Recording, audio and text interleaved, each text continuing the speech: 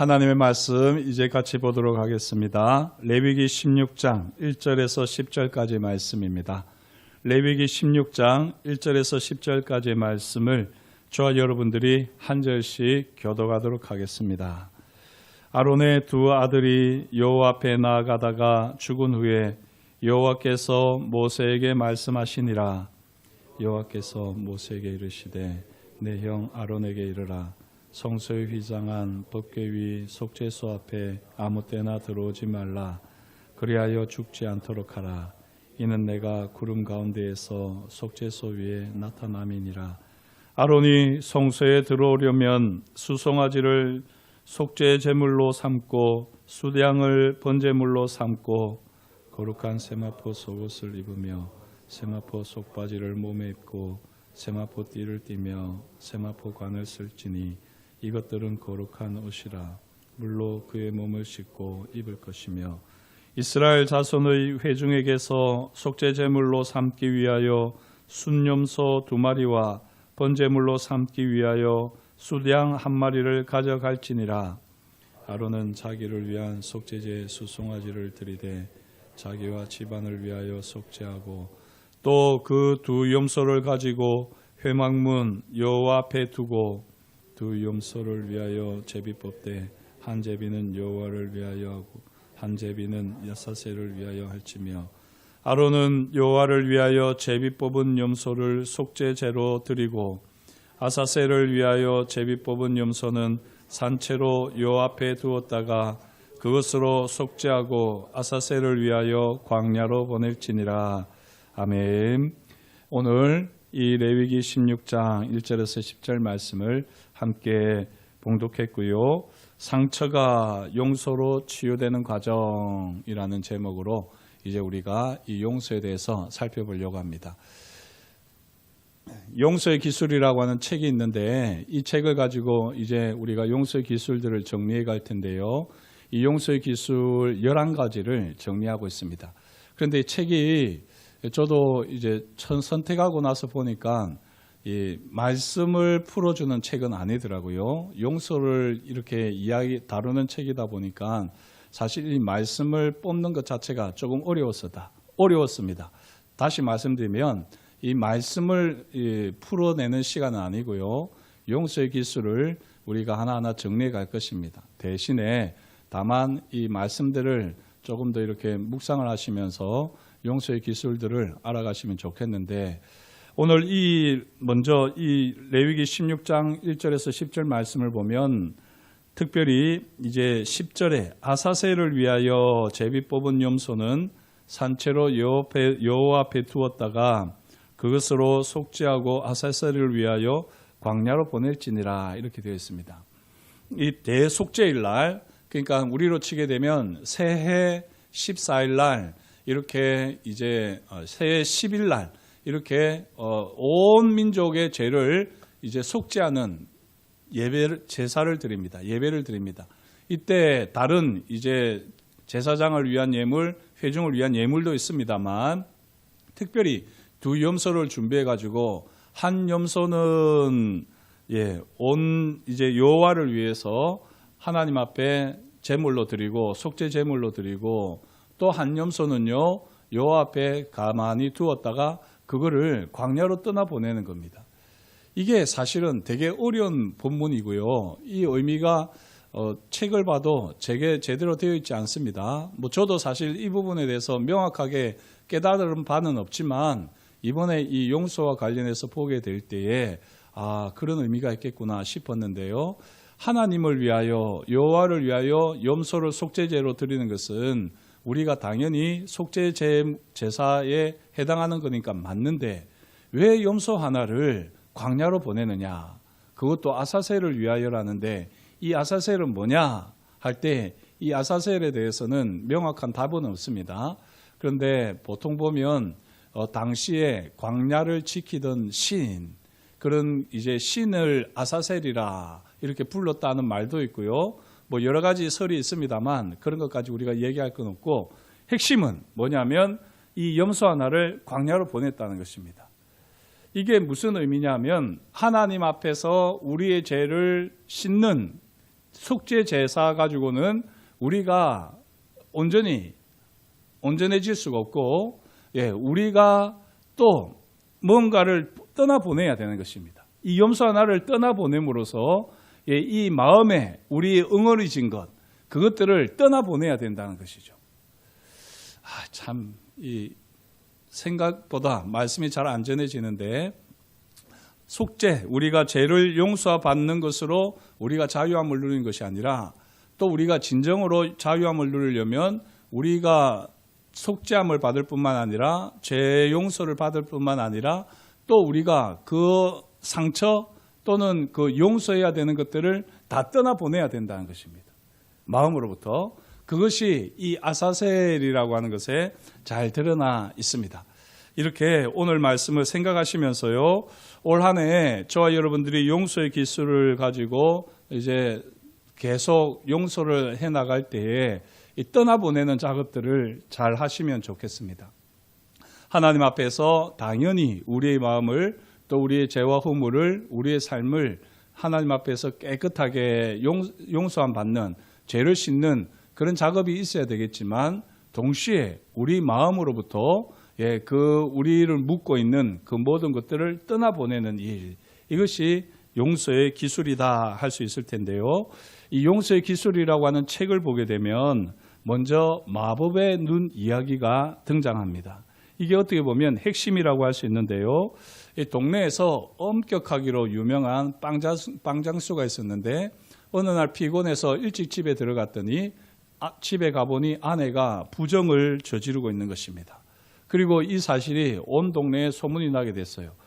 저 엄격한 사람이 아내를 그냥 둘 리 없다. 내쫓든지 죽이든지 둘 중에 하나를 택할 것이다 라고 하면서 마을 사람들이 조마조마하게 보는데, 이 빵 굽는 사내가 아내를 용서한다 라고 마을 주민들 앞에서 선언을 하는 것입니다. 다들 깜짝 놀라는 것이죠. 저렇게 엄격한 사람이 용서를 하는구나 라고, 그렇구나 라고 생각을 했는데, 그 다음부터가 문제입니다. 마을 사람들 앞에는 용서한다고 했지만 계속해서 이 남자의 마음에 화가 치밀어 오는 것이죠. 화가 치밀어 오르다가 이제 증오로, 이 경상도 사람이라서 발음이 잘 안 됩니다. 오해를 이해하시고 들어주시면 좋겠습니다. 이 증오가 계속 불타오르게 됩니다. 그런데 이 증오가 생기면서 심장에 마치 조약돌이 이렇게 하나하나 생기는 것이죠. 그래서 그때 천사가 와서 말을 하는 겁니다. 네가 증오를 할 때마다, 증오심을 일으킬 때마다 네 심장에 조약돌이 하나씩 생긴다. 그러니까 네가 이 마법의 눈을 구해라, 이렇게 이야기합니다. 마법의 눈을 구해라. 그러면은 네가 이제 그 모든 네 돌이 사라질 것이다 라고 하는 겁니다. 그런데 이 사람이 마법의 눈을 구하지 않는 것입니다. 내가 마법의 눈을 가지게 되면 내 아내를 용서할 것 아니냐, 그러면 나의 이 정오심이, 불타는 정오심이 사라질 것 아니냐, 나는 구할 수 없다. 그러면서 마법의 눈을 구하지 않는데요, 그렇게 정오심이 타오를 때마다 조약돌이 계속해서 심장에 쌓이면서 어떻게 될까요? 무거워지는 거죠. 몸이 계속 앞으로 수그려지는 겁니다. 그래서 견디다 못해서 마법의 눈을 내게 주세요 라고 하는 겁니다. 그리고 그렇게 마법의 눈을 구하자마자 정말 이 눈이 확 달라져 버리는데요, 그렇게 미워 보이던 아내가, 그렇게 더러워 보이던 아내가, 그렇게 추고 마땅해 보이던 아내가 너무나도 사랑스럽고 아름답게 보이는 것입니다. 정말 그렇게 부정을 저질렀다고 할지라도 이제는 그 모든 것을 다 정리하고 오직 자기만 바라보고 자기를 통해서 사랑을 받고자 하는 그 간절한 눈빛을 보게 되는 것입니다. 그렇게 다시 이 아내를 보게 되면서 마법의 눈으로 보기 시작하면서 돌이 하나하나씩 빠지는 것이죠. 정오가 일어나려고 할 때마다 마법의 눈으로 바라보면서 돌이 하나씩 심장에서 빠지게 되고 결국에는 행복하게 살았더라 하는 이야기입니다. 이게 마법의 눈 이야기인데요. 어른 동화지요. 우리가 들어보면 누구라도 그냥 쉽게 할 수 있는 이야기이기도 하지만 이게 용서의 기술의 핵심이라고 하는 것입니다. 사실 달라지는 것은 아무것도 없는데 다만 눈만 달라진 것이죠. 증오의 눈으로 살다가 이제는 증오의 눈이 마법의 눈, 용서의 눈으로 바뀌게 되었을 때 결국은 자기의 심장을 옥죄던 그 모든 통증으로부터, 억압으로부터 진정한 자유를 경험하게 되었다 하는 것이 바로 이 마법의 눈 이야기가 될 것입니다. 자, 이 마법의 눈, 용서의 눈은 어떻게 가지게 될까요? 물론 우리가 기도하면 하나님께서 우리에게 마법의 눈, 용서의 눈을 주실 텐데요. 그렇게 용서의 눈을 주시더라도 우리가 또 다른 사람들을 가르치고 또 다른 사람들과 함께 용서의 공동체를 이루어 가려고 하면 우리에게는 이 용서의 기술이 필요합니다. 용서의 눈을 가질 수 있도록 하나님 앞에 기도하시는 가운데에 마법의 눈을 달라고 기도하시는 가운데에 이 용서의 기술을 터득하고 또 이렇게 잘 정리하셔서 2026년부터 용서의 사람으로 살아가는 우리 모두가 되면 좋겠습니다. 이 용서의 기술을 알아보기 전에요.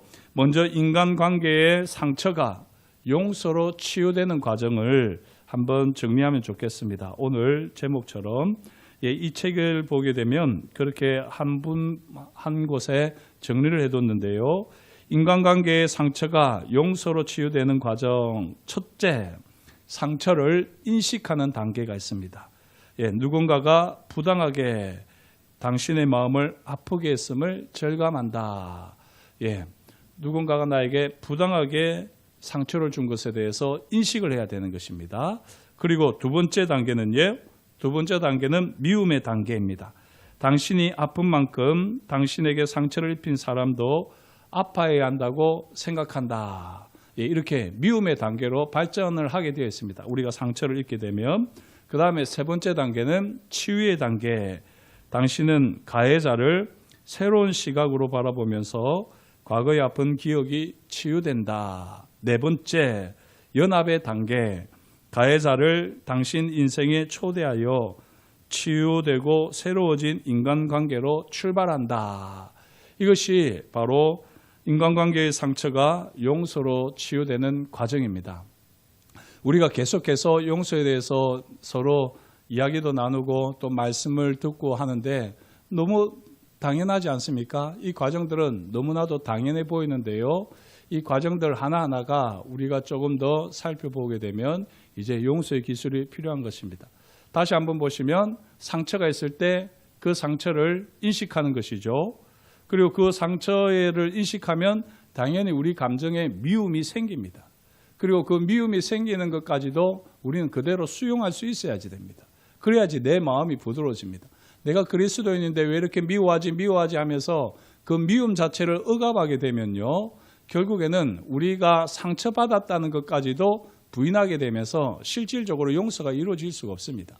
용서를 하려면 용서해야 되는 일이 있어야 될 거 아닙니까?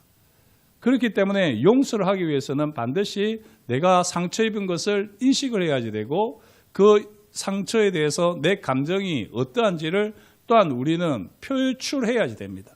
그런 다음에 이제 이 치유를 위해서 우리는 마법의 눈, 우리의 시각이 달라지도록 하나님 앞에 구해야 할 것이고요.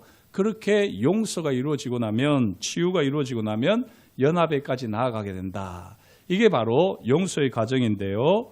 자, 이렇게 하려고 하면 용서의 기술들이 이제 필요한데요. 오늘은 용서의 기술 처음부터 4가지까지만 소개를 하겠습니다. 용서의 기술 첫 번째, 부당한 상처의 5가지 사례를 분류하는 법을 배워라. 이렇게 되어 있습니다. 부당한 상처의 5가지 사례를 우리는 배워야지 됩니다. 자, 불가피한 사고인지 아니면 부당하게 상처를 입은 것인지 이걸 우리가 잘 분별을 해야지 되는 것입니다. 첫 번째, 사람들이 우리가 당연히 아파해야 할 짓을 했다고 생각하여 상처를 주는 경우가 있습니다. 너는 그렇게 상처를 받을 만해 하면서 사람들이 우리에게 부당하게 상처를 주는 경우가 있습니다.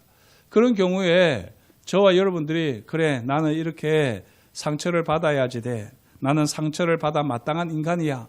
라고 하는 순간요. 우리는 용서할 수가 없습니다. 그것이 부당하다는 것을 우리는 인지를 해야지 되는 것입니다. 그 누구라도요. 우리가 잘못했다고 해서 우리에게 상처를 줄 수 있는 것은 아닙니다. 잘못을 했으면 잘못에 대한 대가를 내가 치르면 되는 것이지 그렇다고 해서 내가 잘못했다고 나를 부당하게 상처를 주는 것이 정당화될 수 있는 것은 아니라는 것입니다. 그래서 부당하게 당연히 우리가 아파야 한다고 생각을 하면서 우리를 상처를 줄 때요. 거기에 대해서 우리는 내가 아프다. 왜 나를 아프게 하냐? 말할 수 있어야지 됩니다. 자, 두 번째, 사람들이 스스로 통제하지 못해서 우리가 상처를 받는 경우가 있죠. 예, 음주운전 같은 경우에 음주운전을 했다가 사고를 당하는 경우, 이런 경우는 스스로를 통제하지 못했기 때문에 그것으로 인해서 우리가 상처를 받는 것입니다. 또 어떤 사람이 자기 화를 다스리지 못해가지고 통제하지 못해가지고 괜히 우리한테 이렇게 상처를 주는 경우가 있습니다. 그럴 때도 우리는 부당하다는 것을 바로 알아야지 됩니다. 그래야지만 그게 용서로 발전을 할 수가 있는 것입니다. 세 번째, 사람들이 자신의 문제를 이기지 못해 우리에게 상처를 주는 경우가 있습니다. 뭐 조금 뉘앙스가 비슷하기는 합니다만 특별히 우리 자녀들이 이런 경우를 많이 당하는데요. 부모가 부부싸움을 막 해요. 부부싸움을 하는데 아이가 말리잖아요. 그러다가 보면 엄마나 아빠가 시끄러워. 너는 저기 들어가 있어. 또는 막말로 찌그러져 있어. 이런 말을 하게 되면 이 아이는 그래 나는 찌그러져 있어야 되는 인생인가 보다. 이렇게 하면서 상처를 크게 받잖아요.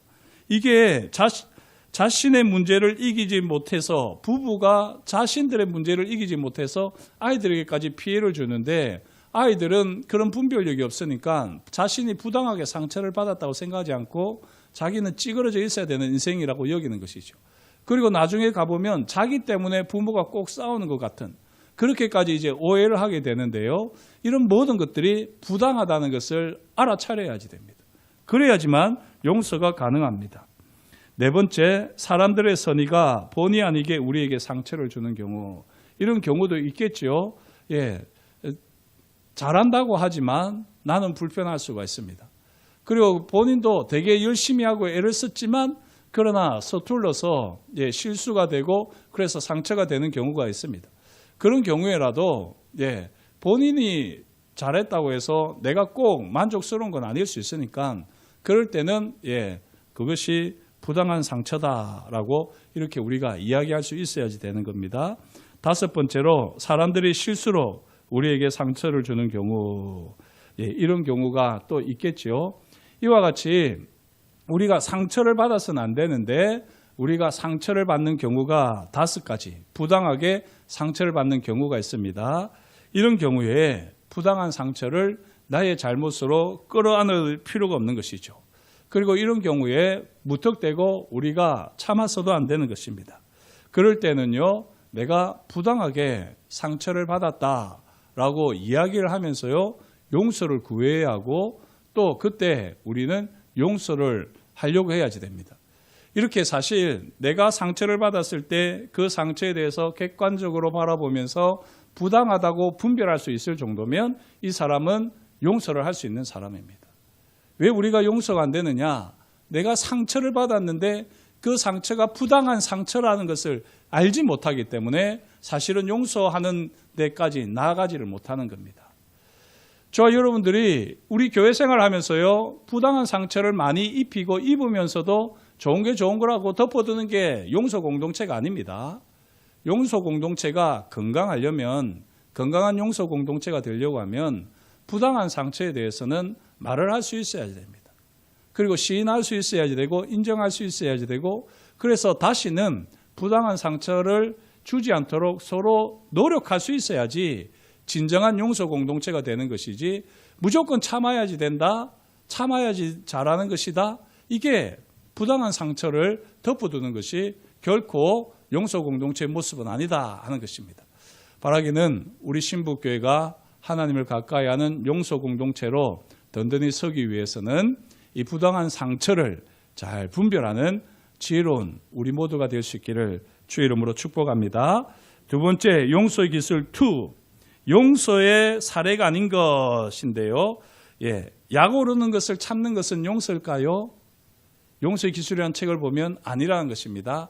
약 오를 때 참는 것은 용서가 아닙니다. 약이 오르면 약이 오른다고 하는 것이 차라리 낫습니다. 약이 오르는데 참는 것을 용서라고 착각을 하면서 나는 용서하는 사람이라고 여기지 마십시오. 그것은 용서가 아닙니다. 푸대접을 받을 때에 그때 참는 건 어떨까요? 그것도 성품이 좋은 것일 뿐이지 용서는 아닙니다. 무시당할 때에 참는 것은요, 용서가 아닙니다. 세 번째, 실망을 참는 것. 이것도 용서가 아니라고 합니다. 실망했지만 배신당한 것은 아니기 때문에 그것을 용서하니만이 이야기할 것이 아니라는 겁니다. 배신당할 때는 우리가 용서가 꼭 필요하지만 실망에 대해서는 용서가 필요한 것은 아니에요. 실망한 내 마음을 내가 추스리면 되는 것입니다. 또 마이너리그 인생.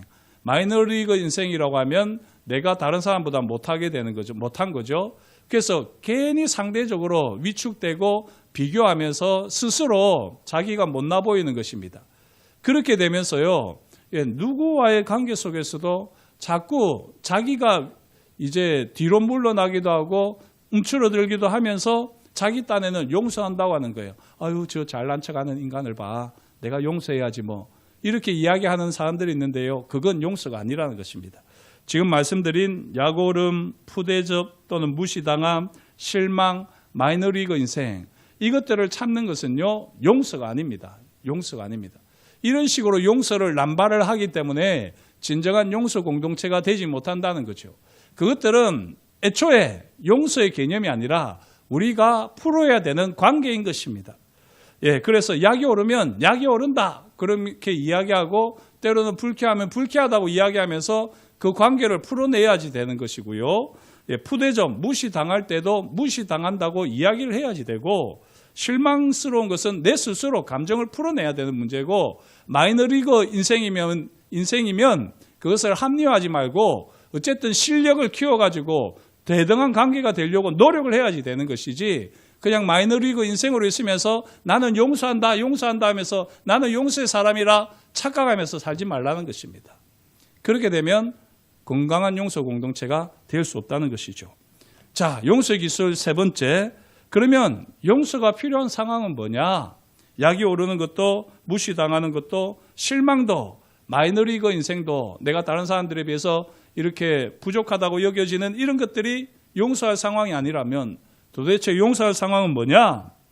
세 가지를 이야기하는데요. 불성실, 배신, 학대. 이때에는 용서가 필요하다는 것입니다. 이거는 감정으로 처리가 잘 안 된다는 거예요. 불성실한 사람들, 이 불성실한 사람들을 만났을 때에 이거는 뭐 말로 통하지도 않거든요. 그럴 때 그때 우리는 이 불성실에 대해서는 용서하기로 결심을 하고 용서를 해야지 된다는 것입니다. 그리고 배신에 대해서도요. 배신을 했는데 어떻게 해요? 그 배신을 한 것에 대해서 우리가 이 감정의 문제가 아니라 이거는 상황의 문제이기도 하고 그래서 이 배신에 대해서는 우리가 용서를 해야지 그렇지 않고는 이 관계가 풀어지지가 않는 것입니다. 학대도 마찬가지입니다. 학대에 대해서 물론 우리가 저항을 해야 되죠. 저항을 해야 되지만 학대로 인해서 남은 상처, 그 상처에 대해서는 우리가 마음에 깊이 새겨져 있는 그 학대의 이 상처는 용서해야지 되는 것입니다. 그래서 이 세 가지 불성실과 배신과 학대에 대해서는 우리가 용서를 해야지 됩니다. 근데 참 이분은 재미있게 명확하게 이 정의를 내렸는데요. 불성실이 뭐냐면 나를 낯선 사람처럼 대하는 게 불성실입니다. 저 이런 거 좀 많이 경험합니다. 제가 담임 목사잖아요. 그런데 인사를 안녕하세요. 이런 분들 가끔 보면 있어요. 되게 불성실해 보이거든요. 그런 걸 저는 용서해야 되는 거죠.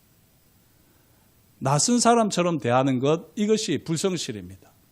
우리 삶을 한번 돌아보십시오. 우리가 얼마나 불성실할 때가 많았는지 돌아보면 좋을 것 같아요. 배신은 나를 적으로 대할 때, 나를 적으로 대하고 뭐 아주 주도 면밀하게 내가 하려고 하는 일들마다 태클을 거는 인간들, 그런 사람들이 있을 때 우리는 용서를 하기로 결심을 해야지 되고 용서를 해야지 되는 것입니다. 용서의 과제가 떨어진 것입니다. 학대는 인간 이하로 낮추어 대할 때 참 명확하죠. 자, 이렇게 불성실과 대신과 학대에 대해서는 우리가 용서가 필요한 상황이다. 자, 이렇게 용서가 필요한 상황인데 이런 용서가 필요한 상황을 우리가 잘 끌어나가야지 되는데 잘 끌어나가지 못하고요. 결국에는 우리 안에 증오가 계속해서 쌓여가는 것이 보통 우리 사람들의 모습입니다. 그래서 증오가 질병의 차원으로 심화되는 까닭을 아는 것이 용서의 기술 네 번째입니다. 오늘은 여기까지만 하는데요. 용서의 기술 네 번째, 증오가 질병의 차원으로 심화되는 이유가 뭐냐? 여기서 우리가 먼저 알아야 될 것은요. 증오와 분노가 다르다는 것입니다. 이 책에서 이걸 아주 명확하게 또 이렇게 정리를 해두었더라고요. 분노는 치유가 필요한 것이 아닙니다. 그냥 우리 감정입니다. 자극이 있으면 그 자극에 대해서 아야! 하듯이 나오는 감정이 분노라는 겁니다. 아유, 담임 목사님이 분노하시는 거 봐. 화내시는 거 봐. 때로는 화낼 수도 있는 겁니다.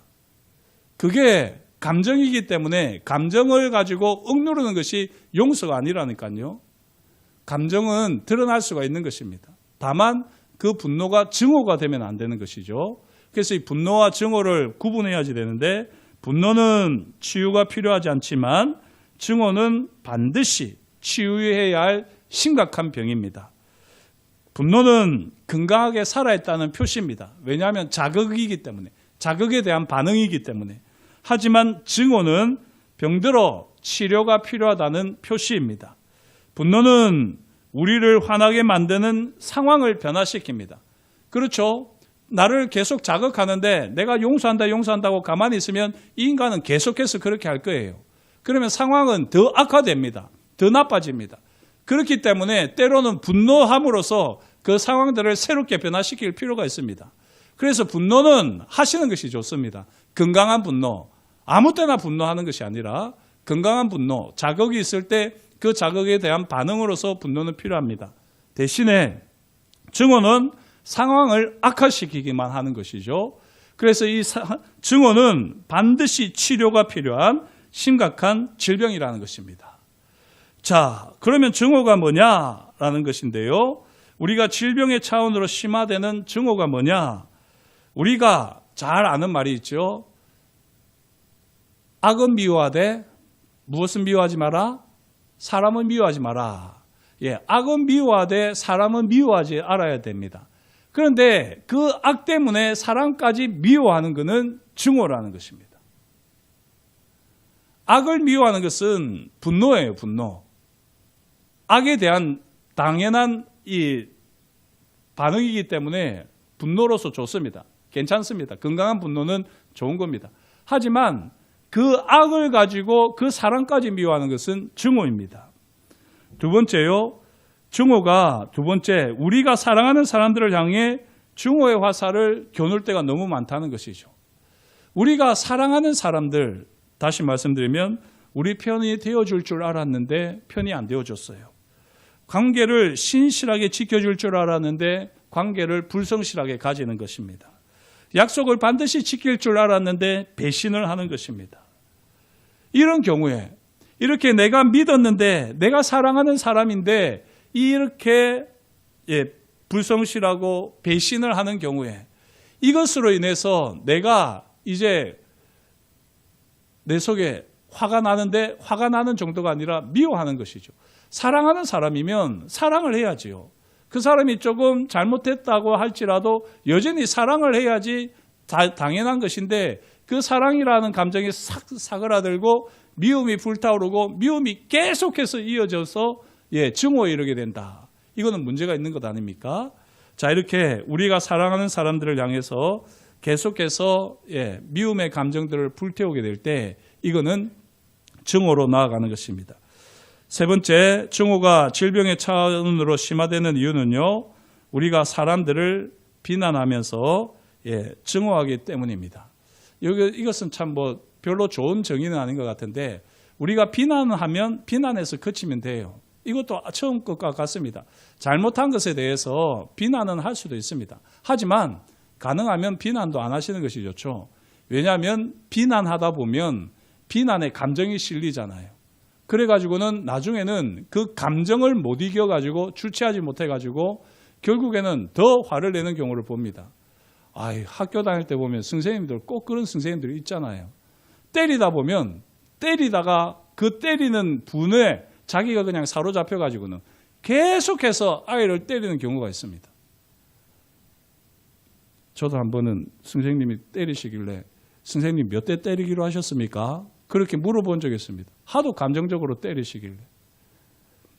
우리가 이렇게 비난을 하기 시작하면요, 감정이 실리고 감정이 실리면 그 다음에 그 감정에 다시 분노가 더 실리게 되고 이게 증오로 발전하게 되어 있습니다. 그래서 우리는 증오를 늘 인식을 하고 이 증오가 결국에는 질병의 차원으로 심화될 수 있다라는 것을 늘 생각을 하면서 증오는 제거하셔야지 됩니다. 분노가 일어날 때 그 분노를 통해서 상황을 빨리 변화시킬 수 있고 만약에 그 상황이 변화되지 않는다고 하면 그 다음에 우리는 용서로 나아가야지 됩니다. 그래야지 증오로 발전하지 않는 것 아니겠습니까? 이것이 바로 용서의 기술 처음부터 네 번째까지가 되겠습니다. 이제 마지막으로 하나 이야기를 하려고 하는데요. 그래도 때로는 정말 미운 인간이 있지 않습니까? 정말 악뿐만이 아니라 그 악과 함께 그 인간도 미워 죽겠는 그런 상황이 있지 않습니까? 라고 하면서 거룩한 증오심을 이야기하는 분들이 있는데요. 이 용서의 기술이라고 하는 책에서도 거룩한 증오심이 사실은 가장 치유하기 힘든 병이다라고 말을 하고 있습니다. 증오심은 거룩할 수가 없다 하는 말인 것입니다. 우리는 그것을 거룩하다고 합리화하지만 증오심은 거룩할 수가 없다. 거룩한 증오심은 없다 하는 말인데요. 스스로 거룩한 증오심이라고 말하는 그것이 가장 치유하기 힘든 병이다라고 치유의 기술에서는 이야기합니다. 그러면서 한 이야기를 해주는데요. 마이클 크리스토퍼의 희곡 검은 천사에 나오는 이야기입니다. 희곡 이야기입니다. 이 헤르만 엥겔이라고 하는 독일 장군이 2차 세계대전에 한 지역의 마을 주민들을 몰살시킵니다. 그런데 그것을 어린 나이에 지켜보았던 아이가 이제 있었는데요. 그 아이가 이름이 모리오라는 아이였습니다. 이 모리오라는 아이가 이제 그 장군을 보면서 복수의 칼을 갈지 않았겠습니까? 그리고 이제 전쟁이 다 끝난 다음에 이제 뉘렌베르크 전범재판소에서 재판이 열리게 됩니다. 그런데 이 헤르만 엥겔이라고 하는 사람이 30년형을 받게 되는 거예요. 이걸 보게 되면서 모리오는 뭐야? 어떻게 저 사람이 30년밖에 받지 않아? 만약에 이 뉘렌베르크가 사형을 온도하지 않는다면 내가 사형을 온도하겠어. 그러고는 이제 이 모리오가 이 사람을 죽일 작정을 하는 것입니다. 자, 30년 후에 나오기만 해봐. 내가 그냥 바로 그냥 죽여버릴 거야. 이러면서 계속해서 증오를 쌓아가는 것이죠. 이렇게 30년 복역을 끝낸 다음에 이제 이 엥겔이 아내와 함께 외딴 숲에 들어가서 살게 됩니다. 그리고 이 모리오는 엥겔을 찾아서 여러 지역을 돌아다닙니다. 그러다가 마침내 이 엥겔이 숲에 사는 것을 보게 됩니다. 이미 세월이 많이 지나서 늙은 노부부가 그냥 조용히 살고 있는 것이죠. 이제 이 사람을 죽이기 전에 자기가 스스로 죽이긴 그렇고 마을 사람들한테 이야기해서 여기 이 동네 숲에 이 독일 나치 장군이 살고 있다. 그 인간이 저지른 짓은 얼마나 극악무도한지 모른다. 그러니까 우리가 일어나서 그 두 사람을 심판해야지 된다. 이러면서 사람들을 다 동원해가지고 죽이기로 그렇게 사람들을 마음을 움직였던 것입니다. 그렇게 해놓고 이제 이 노부부를 만났어요.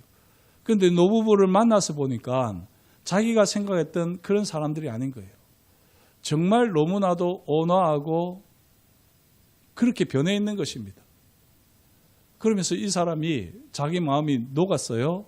아, 내가 무슨 마음을 먹었던 것인가.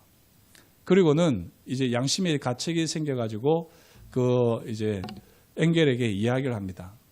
사실은 이렇게 저렇게 해서 제가 마을 주민들로 하여금 당신들을 심판해야지 된다고 이야기했다. 이제 곧 마을 주민들이 들이닥칠 테니까 당신은 빨리 도망가라. 아내와 함께 도망가라라고 말을 해줍니다. 그런데 이 엥겔이 뭐라고 하느냐면 당신이 나를 용서한다면 당신과 함께 가겠소라고 이렇게 말을 해요. 당신이 나를 용서한다면 당신과 함께 가겠소 이렇게 말을 했는데 이 모리오가 어떤 말에 확 마음이 틀어졌겠습니까? 용서라는 말에. 용서라는 말. 용서라니 무슨 그런 말도 안 되는 소리를 하고 있어.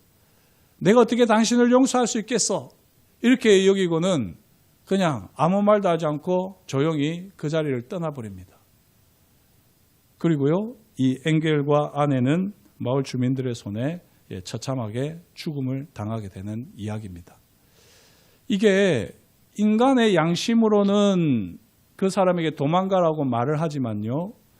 그러나 이 사람 안에 있었던 그 증오심, 그 증오심이 아무리 거룩하고 합당하다고 해도 그 증오심이 마지막에 용서는 결코 할 수 없다는 것입니다. 자신이. 그래서 결국에는 이 사람 부부를 죽게 했던 이야기인데요. 이 이야기를 통해서 우리가 이 용서라는 것이 참 쉽지 않습니다. 그리고 이 용서가 쉽지 않은 이유는 우리 안에 증오가 계속해서 일어나기 때문이고요. 그 증오를 우리는 너무나도 합당하게 여기기 때문입니다. 증오는 질병입니다. 우리 심장에 조약돌이 계속해서 쌓여가는 것이 바로 증오입니다.